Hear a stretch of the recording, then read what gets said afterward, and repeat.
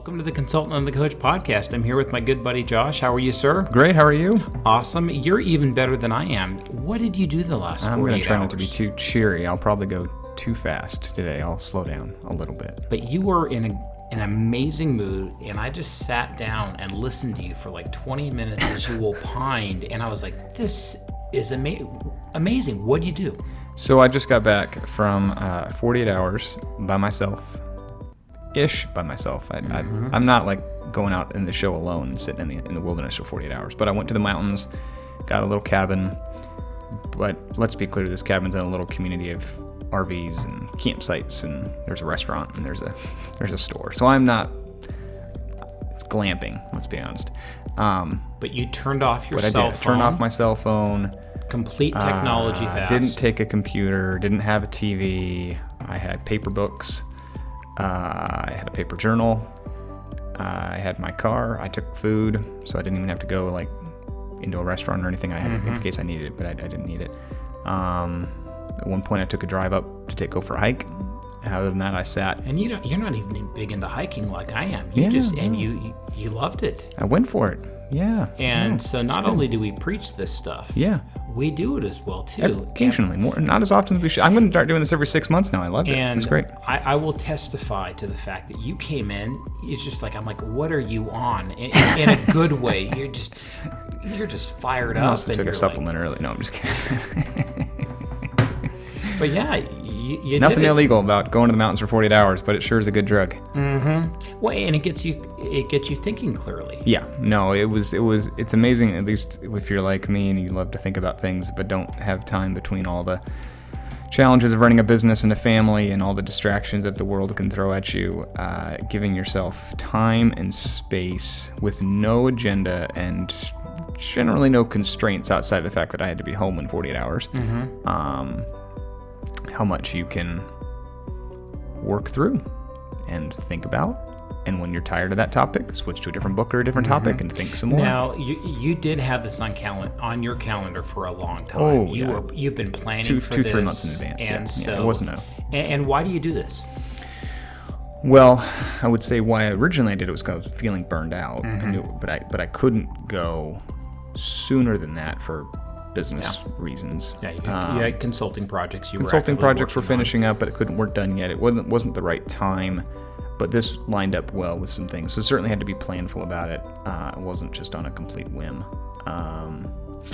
And in terms of just knowing, having talked to people in our life team about it and gotten some advice from folks on ways to do that well, knowing that I'm a bit of an introvert, appreciate time to myself, and of course a very supportive spouse who carried the water for 48 hours, which it was some heavy water. It sounds like while I was gone. So I'm grateful for that as well. So couldn't do it without that support for sure. So anyhow, it's a lot to make it happen. That's awesome, man. I'm happy for you. Thank you. Yeah, glad to be back. So today's podcast, when is it time to change jobs? That's right. You've changed jobs a few times. I've thought of it many a times. Yep. I haven't, but I've thought about it. Yep. So scripture this morning is Ephesians chapter 4. What do you got there? Sure, let me read it. Yeah, Ephesians 4, 1 through 4. Attempt to do it with my mic still. As a prisoner for the Lord, then I urge you to live a life worthy of the calling you have received. Be completely humble and gentle. Be patient, bearing with one another in love. Make every effort to keep the unity of the Spirit through the bond of peace. There is one body and one Spirit, just as you were called to one hope. When you were called, one Lord, one faith, one baptism, one God and Father of all, who is over all and through all and in all. And I think as it pertains to changing jobs, or considering it, the reason we're using that scripture this morning is to remember that if you're listening, hopefully you either share faith, or that's not a requirement to listen. You have some perspective on faith and or higher calling in your life. And guess what? The job is not the end all be all. If you think changing your job is going to fix your problems, give us a call, because that's not the biggest, most important thing. So it's important to consider your jobs. Absolutely. Don't over-index on it. There are things bigger and more important than your job in your life, hopefully. I want to stop you right there. Yep. You said something. You said something, and I wrote this down even before we started. don't over-index on the job. Mm-hmm. That's brilliant. Why do you say that? And what does that mean? Yeah, I mean, I think, we believe that jobs from a work perspective are good. God created work. God designed us to have the ability to work. There's a lot of people who share kind of a perspective of theology and kind of heaven-mindedness that we actually may work in heaven. But the difference is, and you can go back and check out some old podcasts on this, work versus toil being a result of sin. A lot of the result of people wanting to change jobs usually is a result of some kind of toil they're facing in the job, not the actual work itself, with some exceptions we can talk about. So my point is, if you're expecting complete fulfillment, complete salvation from a job change, you are mistaken. You will find yourself in the same place again in 18 months if you just jump too quickly for the wrong reasons. Absolutely. So just keep that in mind. Or even sooner, and it might even be worse. Yeah. And I speak that as someone who has made that mistake. So I say that from a place of jumped in the wrong situations, and okay, so regretted it. People listening to us, when do you change jobs? And you jumped improperly once. Tell us about it. Multiple times. Well, I think it starts with that, right? It starts with, why do you work? What can you expect from a job? A job won't save you or give you complete contentedness or fulfillment in life. It certainly can be an expression of who God's made you to be, but I think that's the first thing to keep in mind. But then I think the next piece, once you've resolved that issue, or at least recognize that, I think there's a number of questions or issues or reasons to leave a job, potentially, that you should work through or consider what the actual issue is. And that may lead you to then either stay or reconsider at least where you would go next if you're going to change. So tell me a time you changed jobs and regretted it, and why? Well, I think, as a general theme, I've not regretted the job change as much as it's not done for me what I hoped it would do. Okay. Right. So, for example, I'll tell you the time I changed jobs before I made the right job change. I took a job working as chief of staff for 900 primary and specialty care docs. And it was, at the time of the organization, seemed right. It was 3 months after a big sort of merger. There was significant change, very entrepreneurial opportunities that kind of abounded, lots of interesting work. It was very different. I had a clear charge, clear charge. It was very different work than I'd been doing. It was very much operational and more provider-centered. So there's some things that were more interesting about it. But it turned out to be a poor fit, specifically because of the boss, who was not equipped to make the changes with the organization.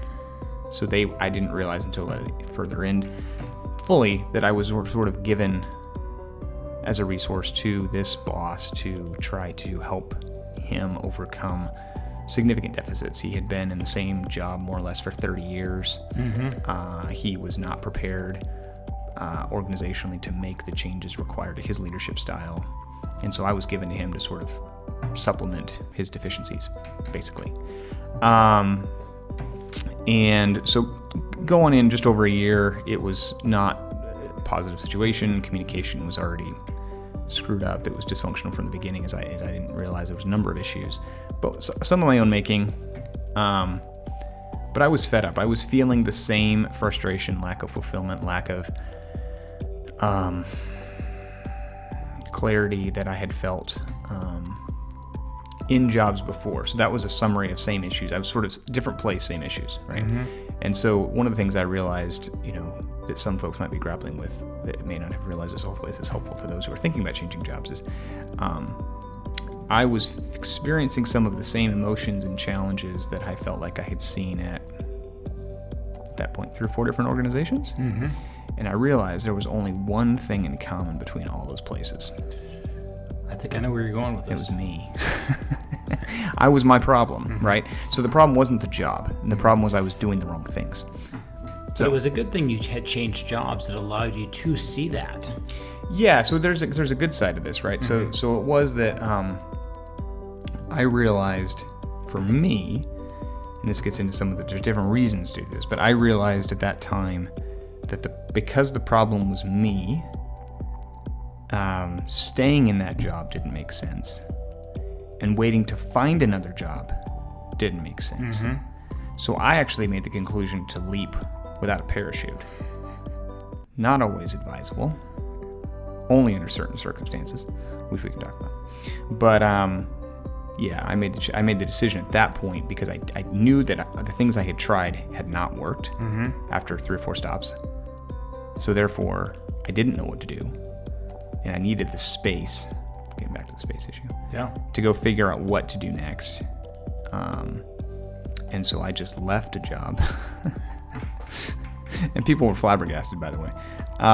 They're like, "You're not going anywhere?" I'm like, "No, it's just not going that well." Like, it made the boss look really bad. Because, if you're leaving for nothing, a very good paying job, they're like, "What's the matter with you?" Right? And they're like, it might be a problem with the organization. There were problems with the organization. Like, this was not just me. There were significant problems, but I also had my part to play. And so that led me down the path to consulting, mostly because I enjoy working with entrepreneurs. I enjoy working with people who are consulting on hard projects, and that sort of inadvertently took me on a path that sort of led to what I do now. But it was because I gave myself the space to go figure that out that it happened, and that's a longer story for another day. But and now you understand that, and you understand the process. Yeah. And so now, instead of getting to the point of being completely fed up, you schedule in proactively these spaces for you to have that think time. And I try to be careful about how I choose to do my work. What work am I doing, or mixing up my portfolio such that I'm having a better ability to express who God made me to be in sort of the tapestry of projects that I get to work on any given time.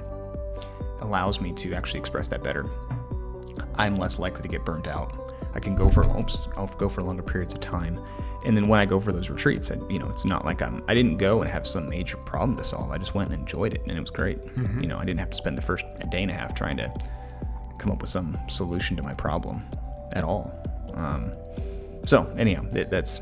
So what do you, if someone says, "Hey, should I consider leaving my job? What should they consider?" There's a lot of questions, right? So I wrote a bunch of these down, and this is not a comprehensive list. You probably have some more too. First thing, a lot of people leave jobs for a boss, right? Is it just a bad boss, right? And is that something that's fixable or not fixable, right? So maybe you're leaving because of a boss, which in that case, maybe there's an internal job you could change to, right? You don't have to leave the organization necessarily, or you need to have a different relationship with your boss. Maybe it's the wrong organization. There's some organizations that just become not fun to be in for lots of reasons. Maybe it's changed over the last 3, 6, 8, 10, 20 years you've been there, and you got to change for the organization. Maybe the job is wrong. Maybe you've just been in the wrong job and you're just not fulfilled in the work you're doing. Or I would say the job is not using, as we talked about StrengthsFinder, another good episode, all your strengths. So you have to think about either a new job or same job, but find other volunteer activities that sort of touch on those other strengths, board roles, volunteer roles, things like that.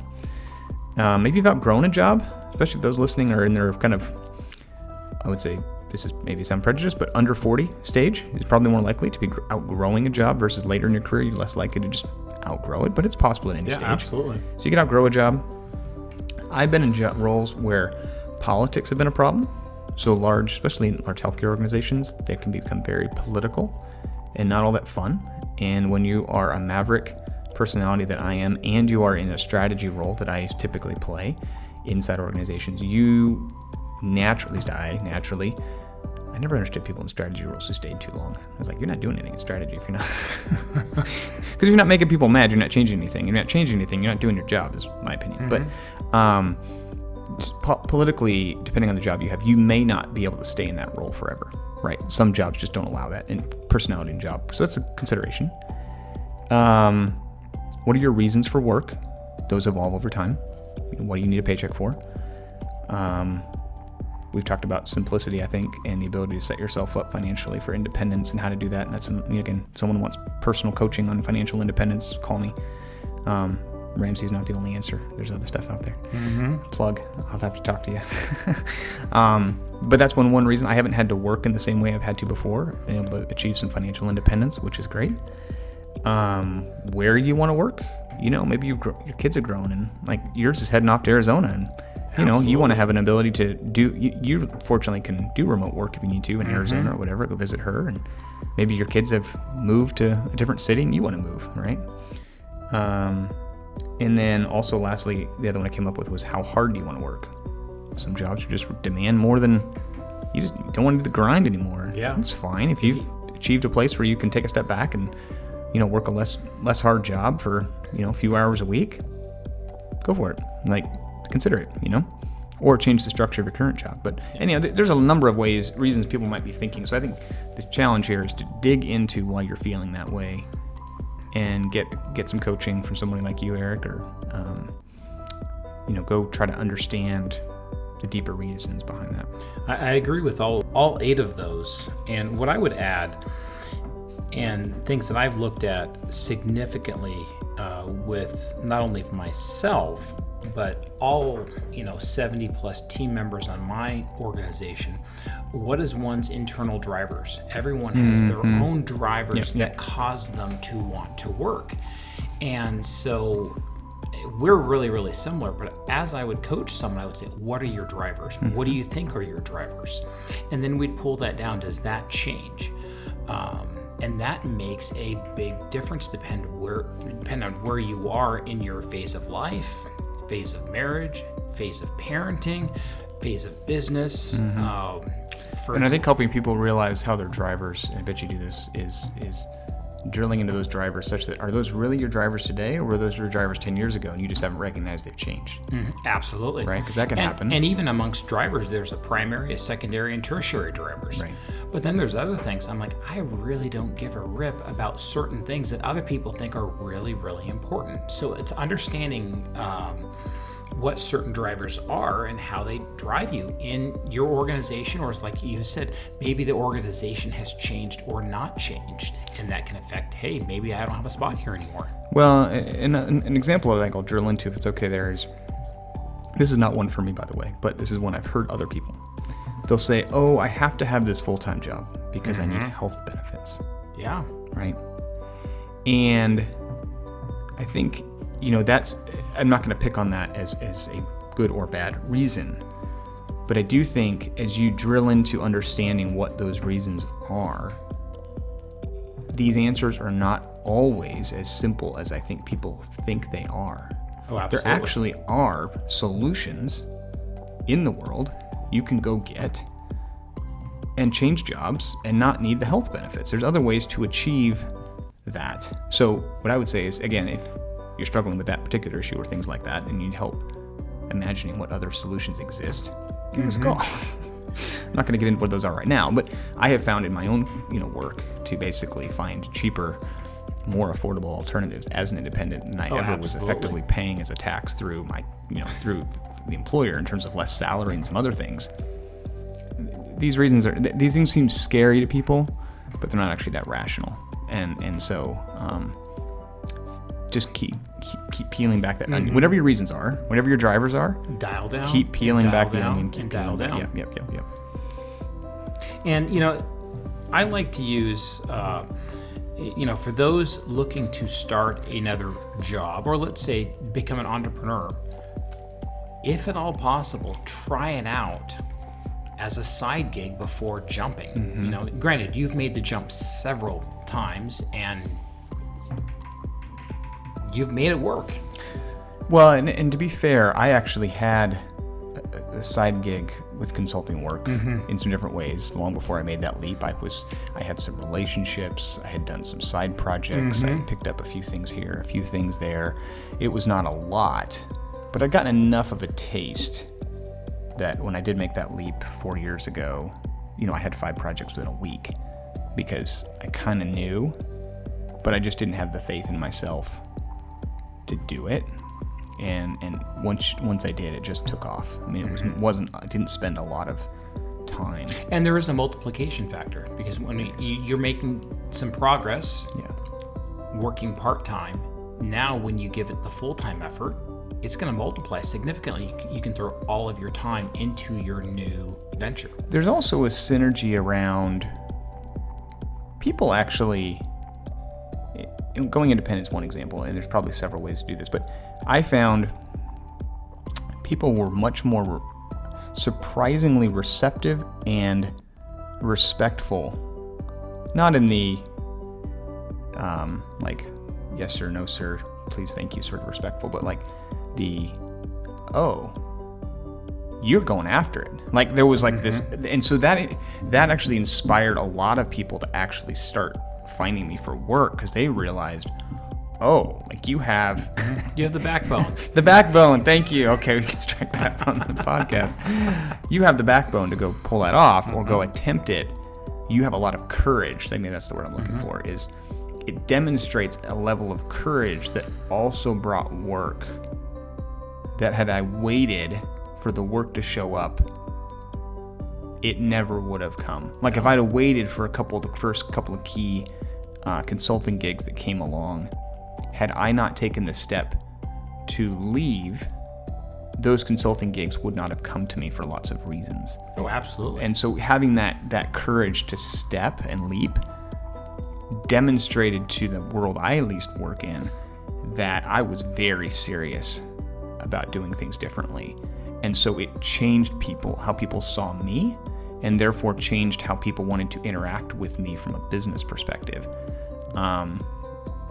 which therefore led to success in terms of work and the ability to get some stuff done. So there is also a multiplication factor that comes from being willing to make a change that maybe most people wouldn't see or expect or even make themselves.